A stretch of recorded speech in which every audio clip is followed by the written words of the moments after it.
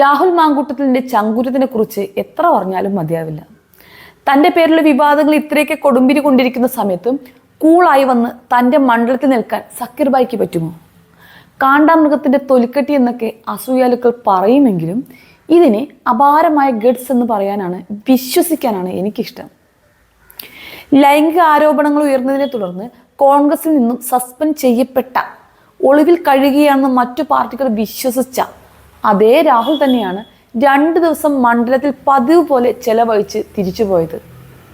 അതും നാണക്കേട് കൊണ്ട് മുഖം മറച്ചോ അല്ലെങ്കിൽ പാർട്ടിക്കാരുമായി അടച്ചിട്ട മുറിയിൽ താമസിച്ചോ അല്ല.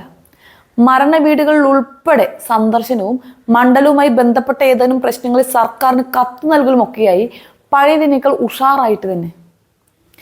എന്തായാലും രാഹുലിന്റെ ഈ വരത്തുപോക്ക് പാർട്ടിക്കകത്തും പുറത്തും ഒരുപോലെ ചർച്ചാ വിഷയമായിട്ടുണ്ടെന്ന് പറഞ്ഞാൽ മതിയല്ലോ. മറ്റൊന്നുള്ളത്, 2 നാൾക്കകം രാഹുൽ മടങ്ങിയെത്തുമെന്നൊരു സൂചന കൂടി കൊടുത്തിട്ടാണ് പുള്ളി പോയിട്ടുള്ളത് എന്നാണ്.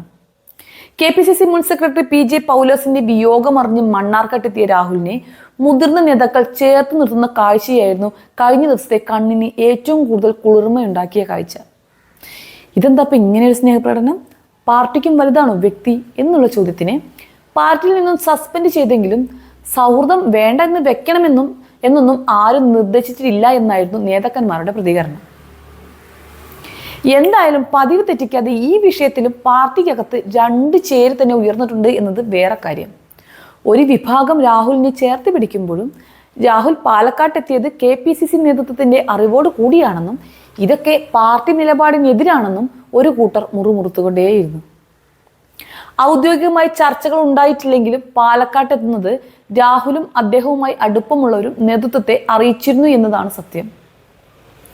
ഒരാഴ്ച മുൻപ് തന്നെ പാലക്കാട്ട് നിന്നുള്ള പ്രവർത്തകർ രാഹുലിന്റെ അടൂരിലെ വീട്ടിലെത്തിയിരുന്നു.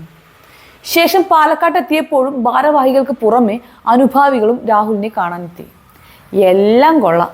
ഇതെല്ലാം കഴിഞ്ഞ് ഇവന്മാരുടെ ഒരു പ്രസ്താവനയുണ്ട്. ആരോപണ വിധേയരെ CPM-ഓ BJP-യോ സംരക്ഷിക്കുന്നത് പോലെ കോൺഗ്രസ് നേതൃത്വം രാഹുലിനെ സംരക്ഷിച്ചിട്ടില്ല എന്ന്. അതാണ് സഹിക്കാൻ പറ്റാത്തത്.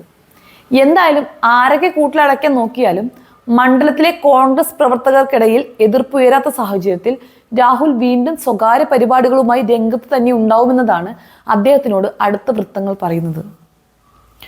അതിൻ്റെ ഒരു ട്രയൽ വേർഷൻ മാത്രമാണത്രേ കഴിഞ്ഞ ദിവസങ്ങളിൽ നടന്നത്. വലിയ അതിശയമൊന്നുമില്ല. ആഴ്ചകൾക്ക് മുൻപ് ഒരു വിഭാഗം നേതാക്കന്മാർ സ്വീകരിച്ച നിലപാടുകളുടെ തുടർച്ച തന്നെയാണിത്.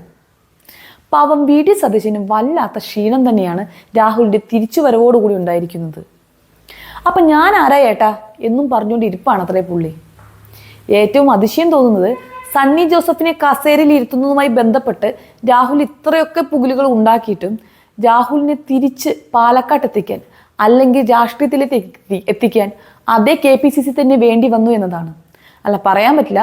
മൂർത്തിയേക്കാൾ വലിയ ശാന്തിമാരുള്ള പാർട്ടിയിൽ ഇക്കാര്യം പ്രസിഡന്റ് അറിഞ്ഞിട്ടാണോ എന്ന് ഗണിച്ച് തന്നെ അറിയേണ്ടി വരും.